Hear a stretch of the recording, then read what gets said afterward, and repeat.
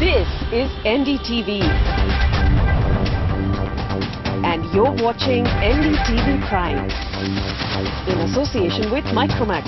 Nothing like anything.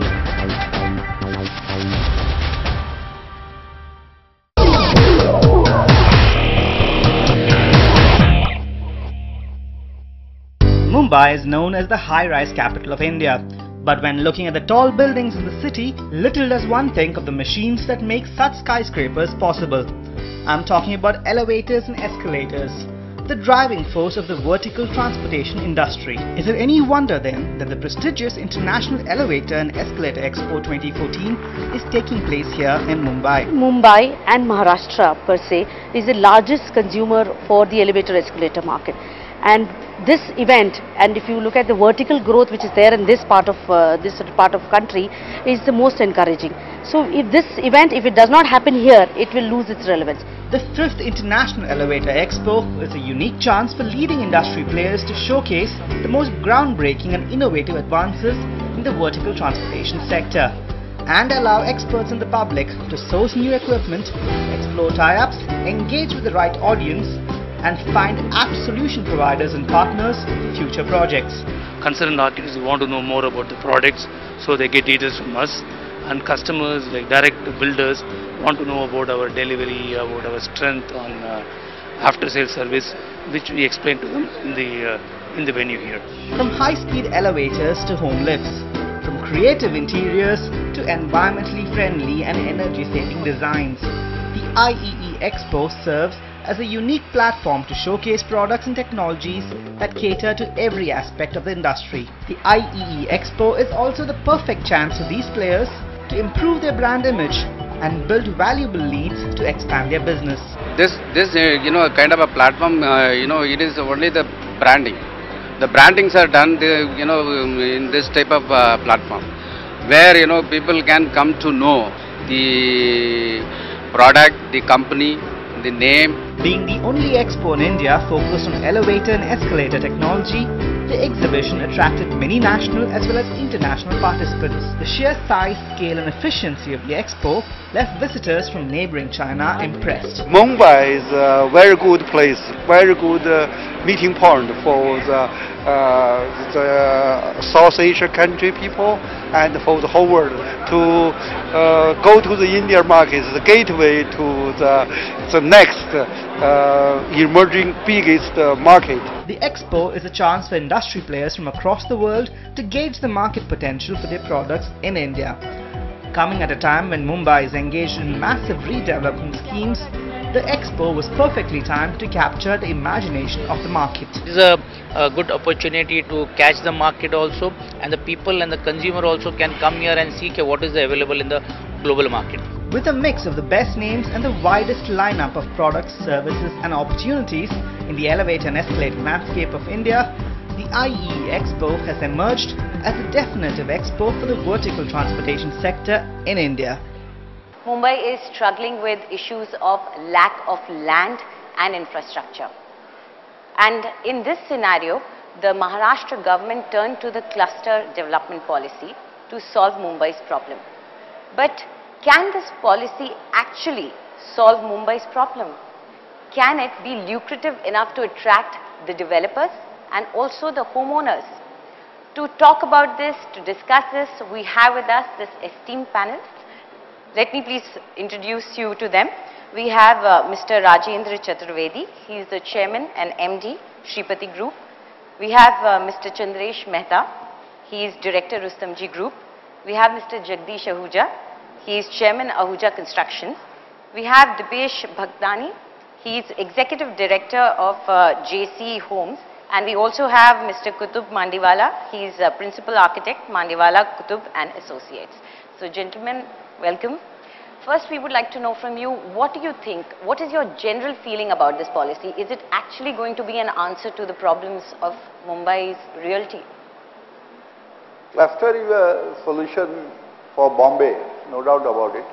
It's a good policy, but still there are some issues which are to be dealt in detail. In fact, unless until those issues are tackled, again this policy will die from death. So there are major issues what are to be dealt like. It's one of the major issues is each cluster of its own have various problems by its own, and you cannot frame guidelines for each and every small issue here and there. So you should have a URA sort of thing. Once there is a URA like an FRA, so the Chief Executive Officer is being empowered to solve all the issues what comes there in the problem. Once you be there, the basic fundamental guideline can be there in place like FFI, infinite FFI, open spaces, those planning issues could be dealt there.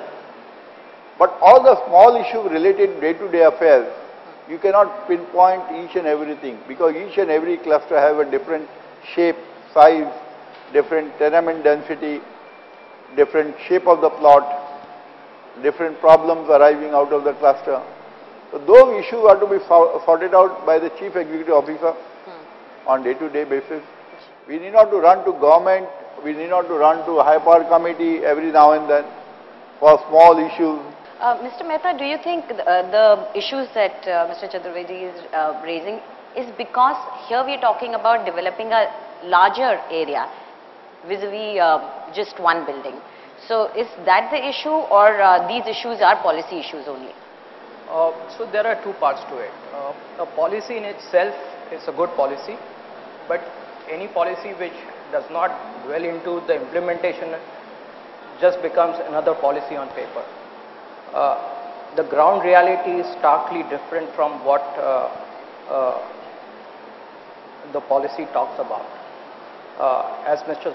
Chaturvedi said, you require some authority who has powers enough to take decisions on issues which are not part of the policy. There could be title related issues where in a cluster I know of, the land has been allotted by the President of India for the refugees. The transfer of land has not yet happened. Okay. So it has its own issues. So there has to be, as Mr.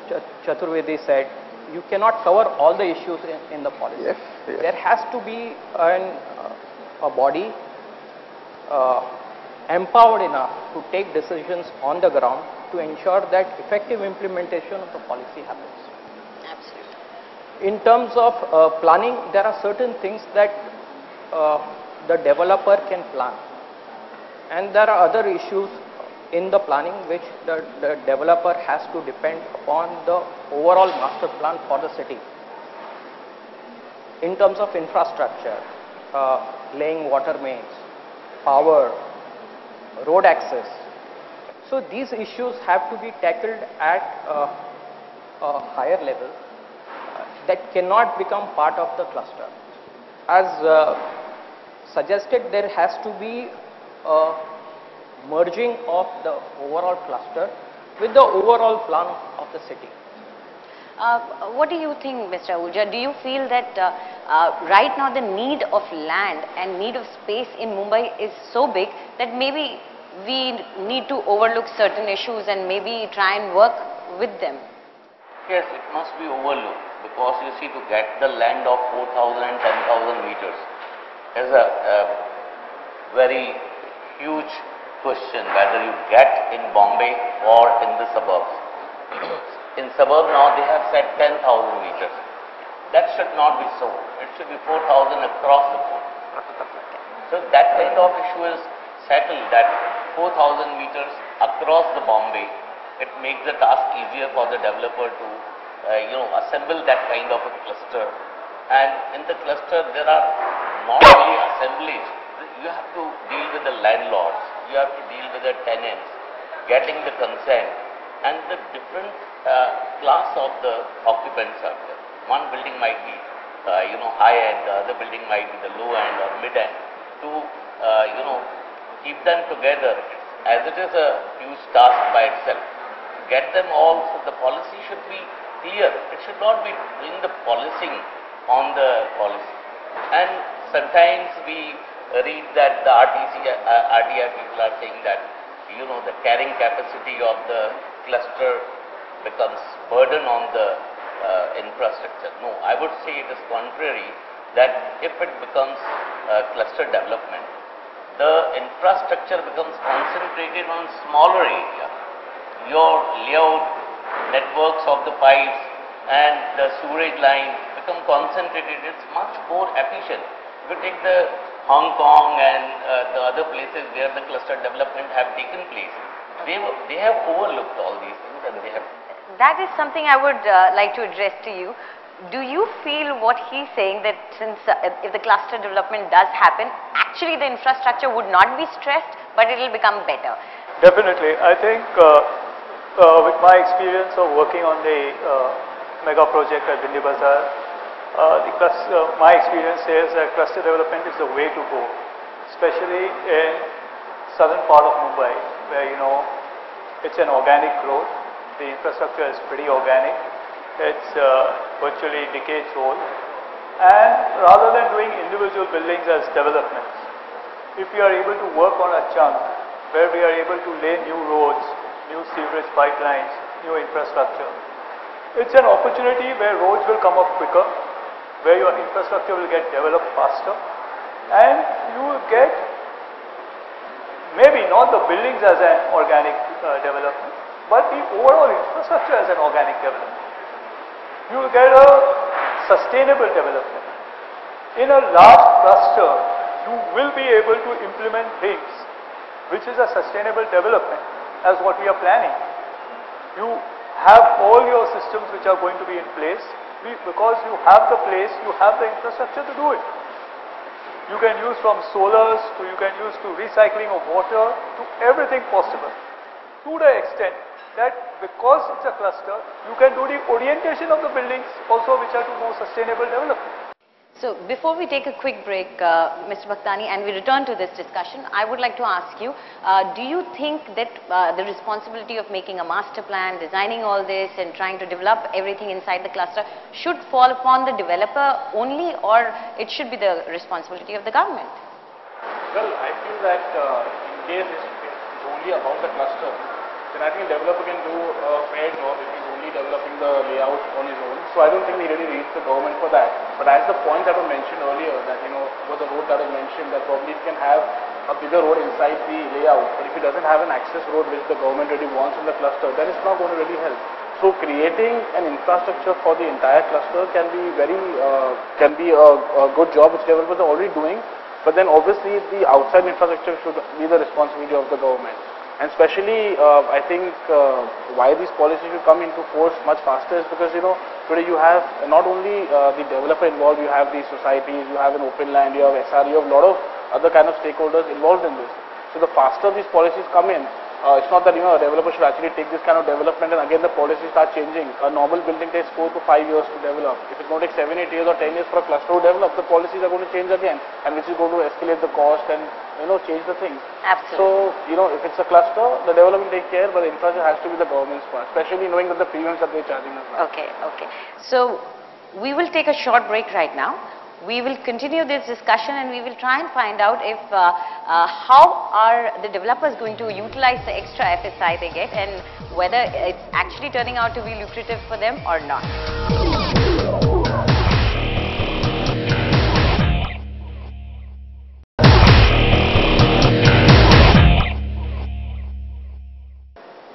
Welcome back. We are discussing if cluster development is the way to sustain Mumbai or not.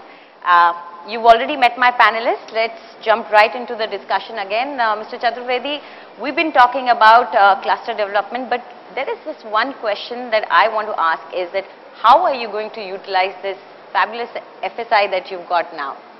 As far as the FSI goes, today the maximum beneficiary would be the tenant part of it. Today, under any section, they are entitled for around 300 square feet carpet area. But here in larger cluster, which is more than about 20,000 square meter or 30,000 square meter, the tenants are entitled for almost 525 square feet carpet area, which is one of the biggest benefit for the tenants. The second is the landlord. Till today, the landlord was not getting their share from the cluster or for the land share. Now they are entitled for the 25% of the built-up area of the zonal FSI, which is again a big share. On overall part of it, the developer has become a Murphy. He has become a refined contractor practically.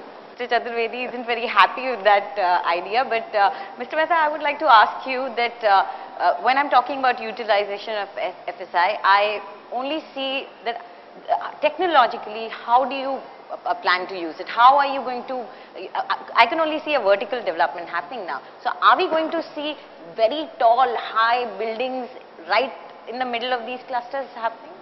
So once you increase the FSI and you increase the density, you have no other option but to go top. So that is given. What cluster development opportunity the cluster development can give the development vis-a-vis development of standalone buildings? It gives you an opportunity to integrate the entire layout to ensure that there are adequate open spaces, that there is an opportunity to leave those. You can have a holistic mixed-use development. You could have certain amount of retail, you could have certain amount of commercial, and of course residential. And looking at the diversity of the existing tenants, there is an opportunity for having a development which is across the spectrum, across the economic spectrum. So all in all, there is an opportunity to have a more holistic kind of a development, more development which takes into consideration the current lifestyles, and a mixed use development. So this is one of the positives. Mr. Ahuja, how do you see this policy benefiting Mumbai? The island city is choking right now. And how do you see the Mumbaikars benefiting from this? Is it going to increase the housing stock? Is it going to affect the realty prices? Anything like that? Can we expect cheaper homes? Can I expect to buy here? See, I suppose on the cheaper side of the home, I am not that hopeful. Because what comes to the developer is hardly anything after giving them to the tenants and to the government. He just will be making his ends meet by taking care of the financial cost, by taking care of the cost of construction, by taking care of the cost of the rentals to be given to the tenants over there. About the choking up, I suppose cluster development will free up a lot of area. You see, at present, the FSI being used in the clusters hardly two, but they are all in squat buildings. They have eaten up all the Mother Earth space. Once we go vertically higher, we are using it more efficiently. You are freeing up the ground for the open spaces. Your roads are becoming wider inside.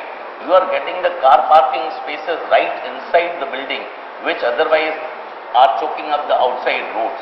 So in a way, you are creating an infrastructure for Mumbai by giving the internal much wider roads and car parking right inside the building. So this will be boon to the Mumbai. It will de-choke the Mumbai from there. Mumbai is set to fly even higher. Let's hope so. But as far as impact studies are concerned, except for Navi Mumbai, no municipality, municipal corporation has actually gone into trying to find out whether this will work or not, whether they have that kind of existing infrastructure or not.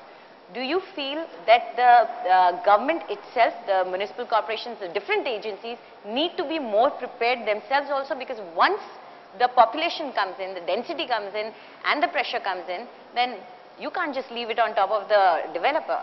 So what is your reaction to that? I think they are not too well prepared for Mumbai also.